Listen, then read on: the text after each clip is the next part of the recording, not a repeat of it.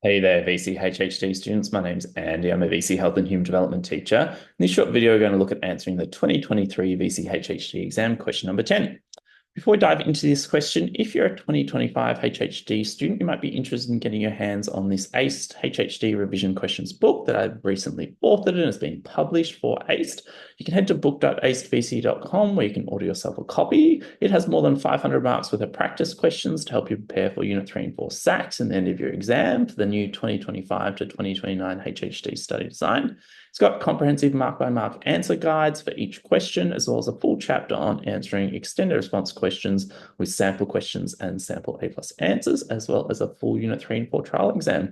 Copies are going into the post daily, so if you head to book.acedvc.com, you can get your hands on a copy soon. Okay, so question 10 from the 2023 exams worth 8 marks. And it started with this graph looking at death rates by broad cause. So you can see here on the y-axis, it was looking at death rate per 100,000 population, and on the x-axis, the year from 1907 to 2019.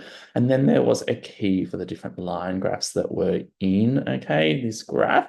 So A for 2 marks was asking you to use data, identify one trend evident in the graph above. So you can see here, obviously, it asks you to use data. You have to use numbers as part of your answer. So what you might have thought about, okay, is for infectious diseases here and for respiratory diseases, that the general trend is from 1907 to 2019 that they decreased. But for cardiovascular disease, which starts here, okay, it's a little bit different. So there's a bit of a rise up until about sort of 1971 and then a slow decline. So if you were going to choose, okay, cardiovascular disease, you might want to start your data from 1971 and talk about the decline to 2019. So you can see here that quite a number of students are able to achieve 2 marks for this particular question here. And the question mentions, okay, that inclusion of a trend was required, and that could relate to a period of time from 1907 to 2019, or you might have wanted to focus on what I talked about in relation to cardiovascular disease from just 1971 to 2019. It also mentioned that when using data, students should be careful to use terms such as around or approximately, because sometimes it's difficult to tell what the exact values are in a line graph. So I gave you an example of a high scoring response here. They talked about as time increased from 1907 to 2019, death rates from infectious disease per 100,000 also decreased from approximately 300 per 100,000 to around 5 per 100,000. Okay, so that's an example of a trend you could have used for that graph.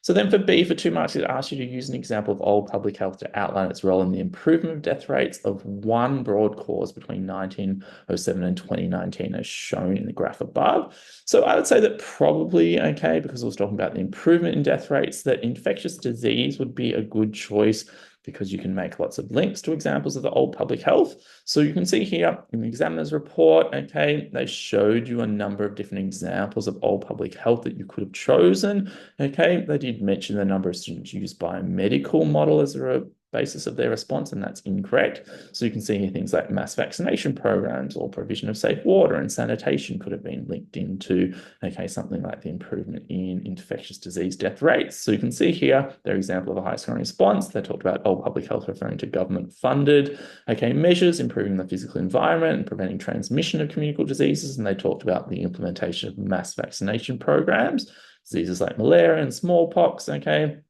more individuals are able to gain immunity for infectious diseases, okay, and therefore that reduces death rates. Now, obviously, there wasn't a vaccination available in that period of time for something like malaria, but, okay, the student generally, okay, had the right idea here with their answer, okay, so they were still able to achieve, okay, full marks for this particular response. We do have a number of, okay, sample suggested answers for the different questions in the 2023 VC HHD exam available from the Health Resources Hub, including sort of different considerations when looking at these questions. So if that's something you're interested in, you might like to talk to your teacher about that. Then C was asking you to describe one advantage and one limitation of the biomedical approach to achieving one of the improvements shown in the graph on page 14. So this here is, I guess, an application question of advantages and limitations of the biomedical approach.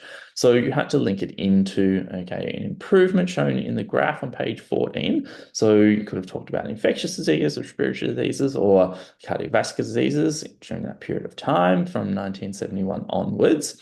So you can see here, this was a challenging question. So whenever in the exam, students are asked to sort of apply different concepts learned throughout the year, this can often be more sort of challenging. So you couldn't just sort of rote learn an advantage and limitation of the biomedical and just, okay, include that in your answer. You had to then apply it to what was happening in the graph. So you can see here, an advantage could have been that the biomedical approach may include the expertise of surgeons and heart bypass surgeries to reduce the risk of developing heart attacks and therefore contributing to that reduction in cardiovascular disease death rates. So they're really talking about the advantage of, okay, the biomedical being sort of a treatment approach, and that could have helped to reduce the deaths, obviously, from cardiovascular disease.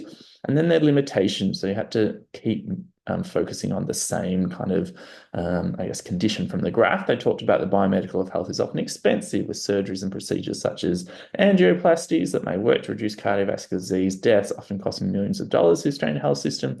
And that means the biomedical of model of health may not be sustainable, and a further reduction in deaths from 2019 onwards may be difficult because obviously the focus was an improvement, okay, in relation to the biomedical model. Now you can see this student here talks about things like bypass and angioplasties. You didn't have to go into that kind of specific detail related to your choice from the graph. Obviously, if you know those kinds of links to the biomedical model for those particular conditions, that's good, but you could have just generally talked about things like surgery and treatment, okay?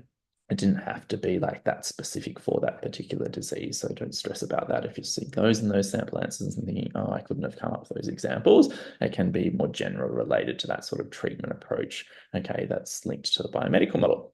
Okay, hopefully you found this video useful. A reminder, if you're on our YouTube channel, you can subscribe with the button in the bottom corner of the video there. Health Resource Hub YouTube channel has got new videos coming out in the lead up to the exam this year, as well as later in the year. There's already 190 plus content videos, stacked and exam tips, okay, available there. So you might like to go and check out our back catalogue in the lead up to the exam this year. Head to our website, thehih.net.au. There's opportunities for teachers and students. You can also see our social media links there if you'd like to follow us and get alerts to other opportunities and release of our videos, and also our email if you'd like to get in touch. Thanks so much.